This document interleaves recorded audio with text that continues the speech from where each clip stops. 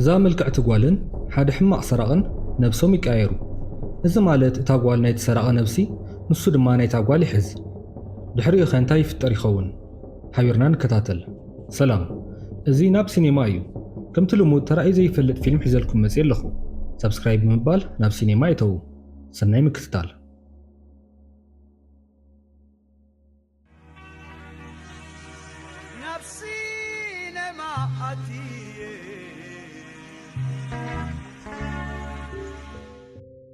ፊልምና እንትጅምር ኣብ 50 ዓመት ዓለም ናይ ቀደም አቢሲንያ ናይ ሎሚ ኢትዮጵያ ኣብ ሓጎስ ዘይብሉ ሓዳር ዝተኣሰረት ልዕልቲ ናዋ ብምርኣይ እዩ እዛ ልዕልቲ ድማ ኣብ ወርቂ ናይ እዝኒ ስቋር ትጥንቁል እሞ እቲ ሓንቲ ናብ እዝና እታ ካልይቲ ድማ ናብ ናይ ኣገልጋሊት እዝኒ ተእትወን ሽዑ ክልቲአን ነብሲ ይቃየራ እታ ኣገልጋሊት ናይታ ልዕልቲ ስጋ ሒዛ ሰበይቲ ንጉስ ትኸውን እታ ልዕልቲ ድማ ናይታ ኣገልጋሊት ስጋ ሒዛ ባርያ ትኸውን ብድሕሪ ፊልምና ናብ ናይ ሎሚ ዘበን ተምፀና እሞ ጀሲካ ዝተባሃለት ምልክዕቲ ተምሃሪት ንርኢ ጀሲካ ብናይ ትሌትን ሰርከስን ክእለታ ካብተን ትምህርቲ ቤተን ዝወከላ ምልኩዓት ኣዋልድ ሓንቲ እያ ነይራ ኮይኑ ግና ጀሲካ ዋላ እኳ ዝኩሉ ክእለት ተሃለዋ ፀባያ ግን ሕማቕ ነበረ ሂንገንበርግ ምስተባሃለት መምሃርታ እውን ብተደጋጋሚ ብረጉዳት ድህላን ተሸማቕቃን ነይራ ምስተን ከምኣ ምልኩዓት መምሃርታ ኣብ ዝኸድኦ ኩሉ ዓብይን ንእሽተይን ሃነን ዝብለለን ነበራ ጽማቕ ክትገዝእ ከይዳ እውን ብመልክዓን ሸይጥ ትናታለልት ብነፃ ትሰቲ ነበረት ሳላ መልክዓን መልሓሳን ድማ ኩሉ ትደለየ ነገር ትረክብ ዓይነት ጓል እያ ኣብቲ ዝነበረኦ ቦታ ድማ ምስተን ናይ ካልእ ቤት ትምህርቲ ወኪለን ዝለሃያ ኣዋልድ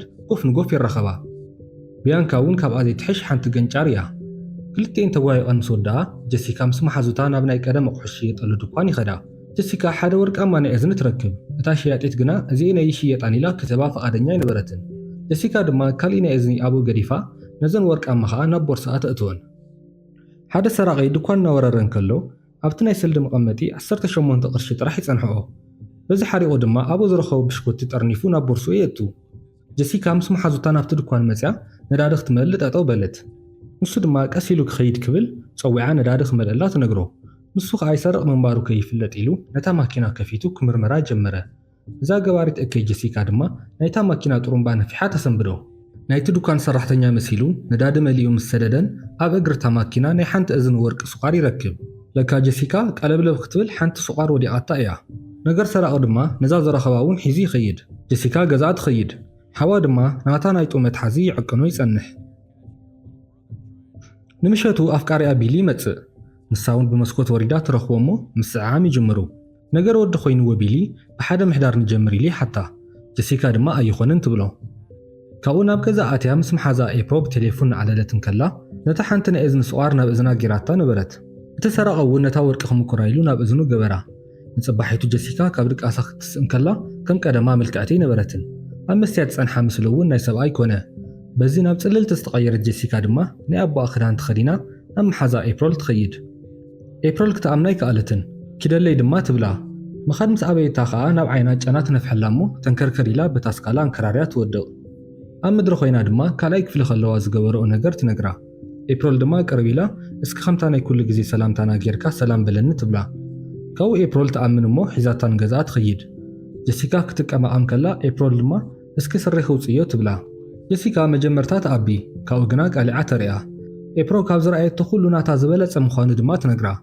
ንጽባሒቱ እውን ዝተቐየረ ነገር ኣይነበረን ኤፕሮል ካብ ድቃሳ ምስ ተስአት ንጀሲካ ሪኣ ትስንብድ ነተን ክልተ መሓዙተን ንኽእምና ድማ ይኸዳ ድሕሪ ብዙሕ ፈተነ ድማ የእምንአን ንሰን እውን ግን ሕፍረታ ንኽሪኣ ይልምንኣ ንሳ እውን ቃሊዓ ተርእየን ካብዚ ነገር ከመይ ኢሉ ክፍጠር ይኽእል ኢለን ትሓስባ ካብተን ጸላኣ ኣዋልድ ሓዲአን ገለ ነገር ጌረናላ ክኾላ ከም ዝኽእላ እውን ይጥርጥራ ጀሲካ ከዓ ንዓይ ጸልእ ሰብ ኣሎ ዱ ኢላ ትሓተን መሓዛ ኤፕሮል ድማ ንስኽልዕሊ ኩለን ስለ ዝኾንኪ ብኣኺ ቐኒአን ጸላእኺ ኣይሰኣናን ኢላ ትደራርዓ ካብኡ ናብ ገዛ እንትትከይድ ምስ ኣቦኣ ጎፍ ንጎፍ ትራኸብ ንሱ ግና ጀርዲነሮም መሲልዎ ብዙሕ ኣይተገደሰሉን ካብኡ ዝቕምቀም ሰዓሪ ስለ ዝነበረ ስራሕ ይህቦ ምስ ወድአ ድማ ቢራ እናሰተዩ ዕላል ይጅምሩ ኣቦኣ እቲ ኣትክልተኛ ጓሉ ምዃኑ ከይፈለጠ ብዛዕባ ናይ ሰበይቱ መልክዕን ናይ ዓራት ክእለትን ክዛረብ ጀመረ ጀሲካ ከዓ ብዛዕባ ኣዲኣ ናይ ዓራት ክእለት ክትሰምዕ ስለ ዘይደለየት ዘረብኡ ተመንግዎ እተን ኣዋልድ ቅድም ናብ ሂንበርገን ይኸዳ ኣብ ሳይንስ ስለ ትነጥፍ እውን ገለ ሰሪሓትላ ከይትኸውን ጠርጢረን ስለ ዝነበራ ይሓጥኣ ንሳ ድማ ኣብ ሓደ ለይቲ ንሓንቲ ጓል ናብ ሰብኣይ ምቕያር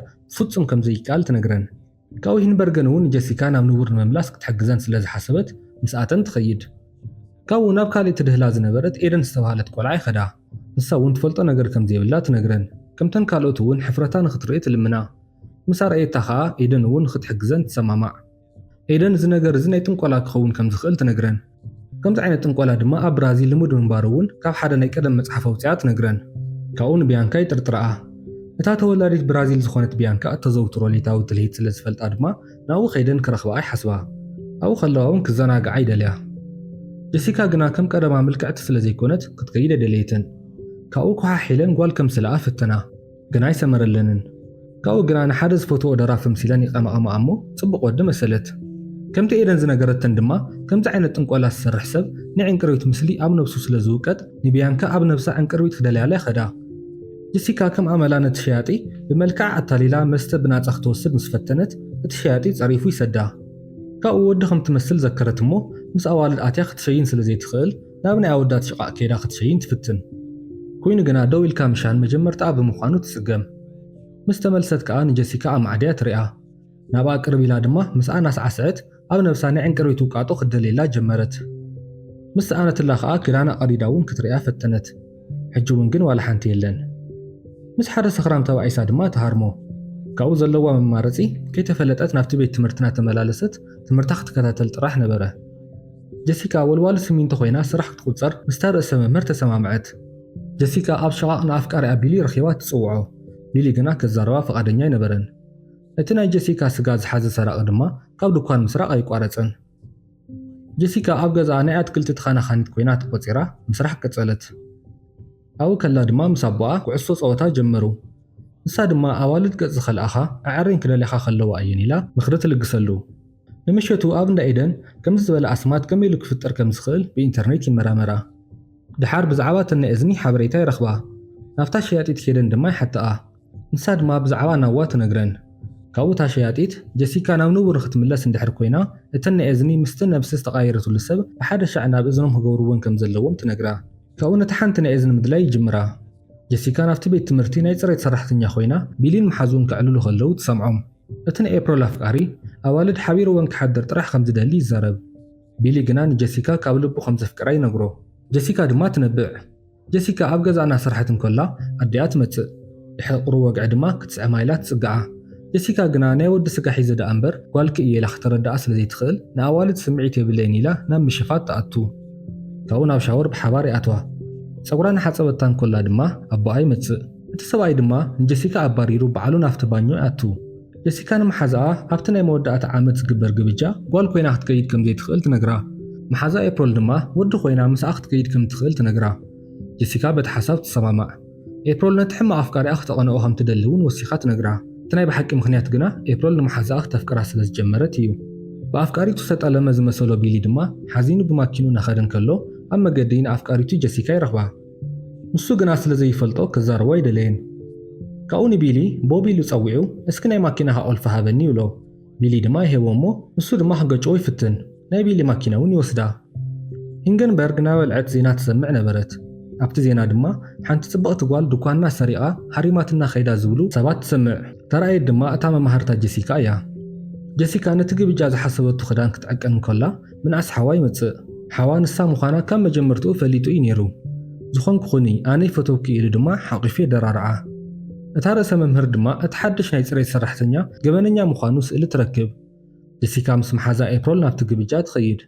ኤፕሪል ነቲ ናይ ቀደም ኣፍቃሪኣ ምስ ረኣየት ንዕኡ ክተቕኒ ኢላ ንመሓዛኣ ትስዕማ። ኤፕሪል ግና ዋላ እቲ ኣፍቃሪኣ ምስ ከደውን ደጊማ ትስዕማ።